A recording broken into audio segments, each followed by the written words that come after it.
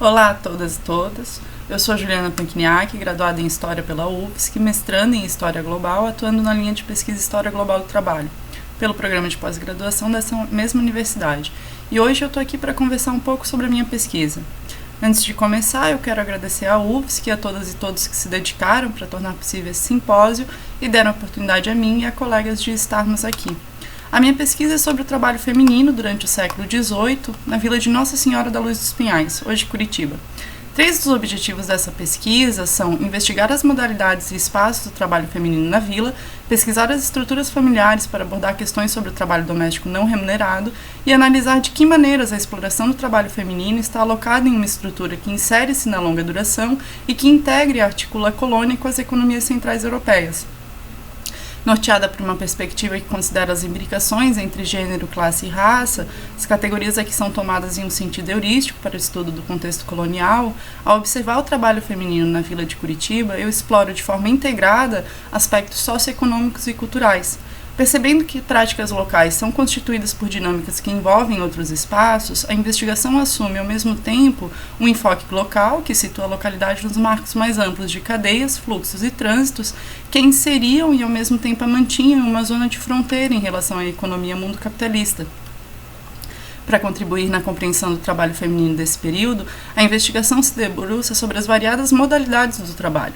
Para o simpósio, eu decidi trazer algumas reflexões sobre as possibilidades para analisarmos o trabalho doméstico não remunerado. Então, para essa discussão, eu me inspiro nas formulações da economia feminista e procuro analisar as estruturas familiares e as maneiras pelas quais a exploração do trabalho doméstico não remunerado relacionavam-se a processos históricos transnacionais e de longa duração. No ano de 1776, havia 434 fogos na vila e uma população total de 2.098 habitantes. Destes, 1.058 eram mulheres livres. Dos 434 fogos, apenas 54 eram chefiados por mulheres. E somente um destes era por uma mulher casada, a dona Francisca Maciel. Portanto, em 1776, havia 380 fogos chefiados por homens e em 339 destes, os chefes eram casados. Foi em um desses que viveu a dona Ana Maria, que em 76 tinha 30 anos, era mãe de 2 filhos e uma filha e esposa do Joaquim José Álvares, o qual possuía 12 escravos e dizia ser capitão e auxiliar. Na lista também consta que o Joaquim vivia de minerar e possuía, entre gado e montaria, 130 animais. Para o simpósio eu vou utilizar o exemplo da dona Ana, pois observarmos este caso, que é apenas uma fração da pesquisa, nos dá uma possibilidade de apresentar a funcionalidade da metodologia para a construção de uma narrativa histórica pelo prisma da história global. A produção doméstica das mulheres constitui espaços de articulação e de autonomia simbólica e material. As considerações sobre essa forma de trabalho podem levar a uma amplificação epistemológica no que diz respeito aos estudos que têm a economia como parte de seu objeto, pois considera diferentes lógicas de produção e de distribuição. Se entendermos que a dinâmica relacional do casal estava também atrelada à cadeia produtiva e mercantil da mineração, se percebermos como a exploração do trabalho doméstico não remunerado também está atrelada às práticas capitalistas, a gente consegue observar conexões a partir de dinâmicas econômicas que abarcavam variados espaços, tais como Inglaterra, Portugal e Brasil, no caso do ouro paranaense. Os primeiros registros, em torno de 1570, apontam a região de Paranaguá, Guaraqueçaba e Cananéia, na capitania de São Vicente, como as primeiras minas cartografadas. Até a descoberta dos garimpos de Vila Rica, lá em Minas Gerais, em torno de 1680, a produção de ouro era concentrada na capitania de São Vicente, que hoje é o Paraná. Durante o ciclo de ouro no Paraná, entre os séculos XVI e XVII, surgiu também uma pequena agricultura para abastecer os arraiais e vilas que eram dedicados à mineração. Mas, com o início do ciclo do ouro em Minas Gerais e a falta de descobertas sobre o veio, a técnica até então se concentrava em extrair de minas e aluviões, uma forte migração aconteceu, deslocando grandes contingentes da população do Paraná. Porém, na lista nominativa de 1776, encontramos evidências que a atividade de extração ainda ocorria, pelo menos para a família da dona Ana Maria. Depois do Tratado de Methuen, assinado em dezembro de 1723, Portugal passou a dever muito dinheiro aos ingleses e ficou cada vez mais dependente da Inglaterra. Para pagar as suas dívidas, Portugal recorria ao ouro que obtinha do Brasil. Mas onde entra o trabalho da dona Ana nisso tudo? Bom, Apenas se consideram como pertencentes ao âmbito econômico aqueles bens e serviços que se destinam à transação mercantil, à troca no mercado, e aos quais é atribuído um preço de mercado. Todo tipo de atividade transformadora tradicionalmente realizada por mulheres, ou seja, todos os bens e serviços que são produzidos, realizados e consumidos dentro do espaço familiar e pelos quais não seja cobrada uma contrapartida financeira, permanecem fora do foco de interesse da economia tradicional. Nesse sentido, a perspectiva da economia feminista direciona uma crítica à tradição econômica desde o seu estabelecimento como disciplina no século XVIII. A valorização do trabalho remunerado em face do trabalho não remunerado e a repartição do tempo entre ambas atividades são questões que afetam em cheio as mulheres e não tão diretamente os homens. Por esse motivo, para a economia feminista é pertinente relacionar ambos os tipos de trabalho, o público e o privado, o visível e o invisível, aquele que é pago e o não pago, investigando quais são as suas interferências recíprocas. Assim, importa aferir os impactos que as obrigações da mulher em casa e o tempo gasto nos afazeres domésticos e no cuidado com a família têm sobre a sua situação e a situação dos seus no mercado de trabalho.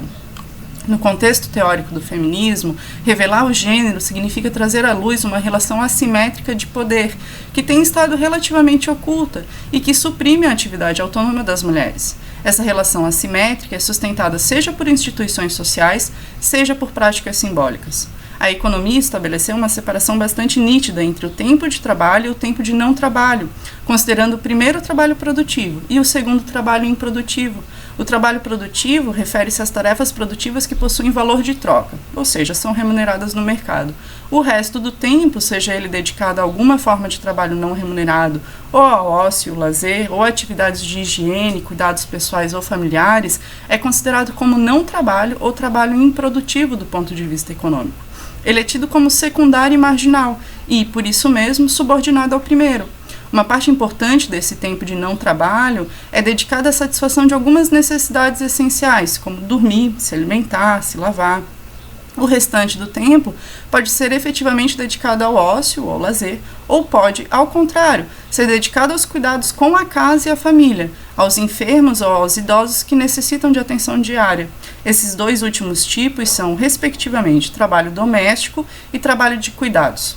Tradicionalmente, entendemos a divisão sexual do trabalho com o homem assumindo o sustento e a reprodução econômica da família, encarregando-se do trabalho público, aquele remunerado e produtivo, ao passo que à mulher cabe a reprodução física e as tarefas domésticas, que são o trabalho privado e não remunerado.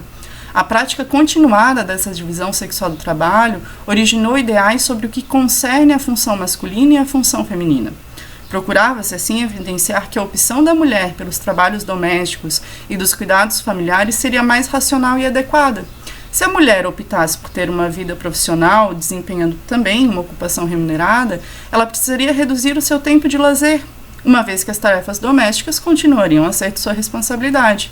O que está por trás dessa necessidade é a concepção de que não existiria a opção de se renunciar àquilo que se supõe que seja obrigação exclusiva de alguém.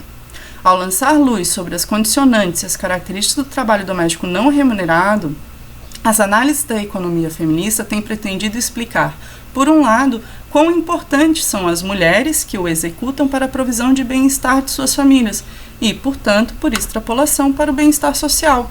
Dito isso, podemos perceber o trabalho doméstico não remunerado da dona Ana, se não como um elemento de conexão, mas como um elemento que proporciona conexões, seja observando as dinâmicas econômicas em que o trabalho, dito produtivo, do seu marido inseria-se, seja analisando as integrações culturais, já que estamos falando do trabalho doméstico de uma mulher livre e branca na colônia, a qual responde a uma cultura baseada em preceitos legais, morais e sociais, construídos a partir da metrópole e outras culturas que interagiam entre si, ou seja, respondendo às demandas e premissas do patriarcado. É isso, pessoal. Espero que tenham gostado. Muito obrigada por me ouvir até aqui. Tchau, tchau.